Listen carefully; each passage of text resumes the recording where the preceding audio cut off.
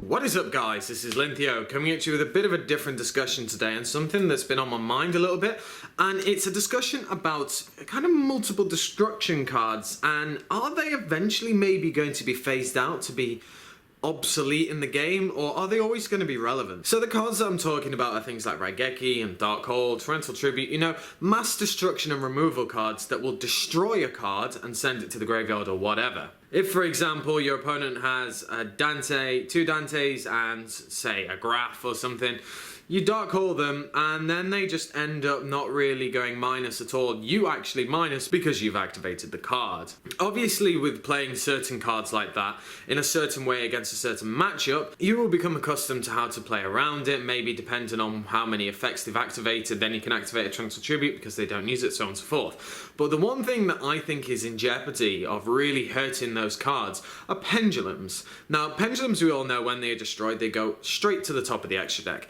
If I Darkhold my opponent's full field of Core Fort maybe, and then they go back to the top of the extra deck and they've got a scale out and I can't stop that scale and I can't kill them in that turn, well, I'm going to get wrecked next turn because for free, they all come back. Now, I might be a bit hasty in saying that things like Darkhold and Raigeki are going to become obsolete, because to this day they are still some of the most powerful spell cards in this game and always have been. But if the future is going to be more pendulums, if the future is going to be so kind of pendulum based, with all the main decks and the meta decks being just pendulum based, then maybe it's something that might actually end up happening. Darkhold and Raigeki might actually be relegated to side deck cards depending on what deck you're going to be going against. And that's such a really weird thought for me, because they're so good, and you know, even if you are going against the pendulum deck, Darkholding a field is still, or Raigekiing a field is still pretty good.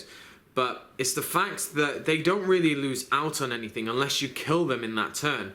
But you still have to combat possible back row, and then they just end up getting everything back if you don't end up killing them, and it's like nothing ever happened. I believe that's why Raigeki went to 1 and Darkhold went to 2. Raigeki was one of those cards that had been on the ban list for so long, I never expected it to come back.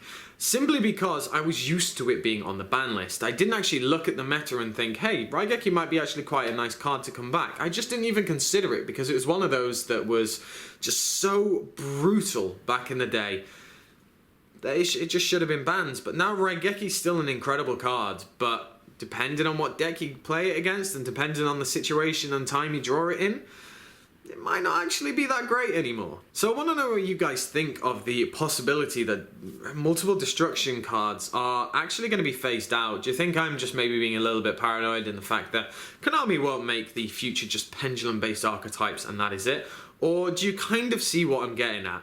I honestly don't really know if they are going to be phased out. And I always think that there's a part of me that thinks they'll always be relevant in some way, shape or form. But as I said, let me know down in the comment section below what you think of the idea. Like, comment, subscribe, and I shall catch you guys later.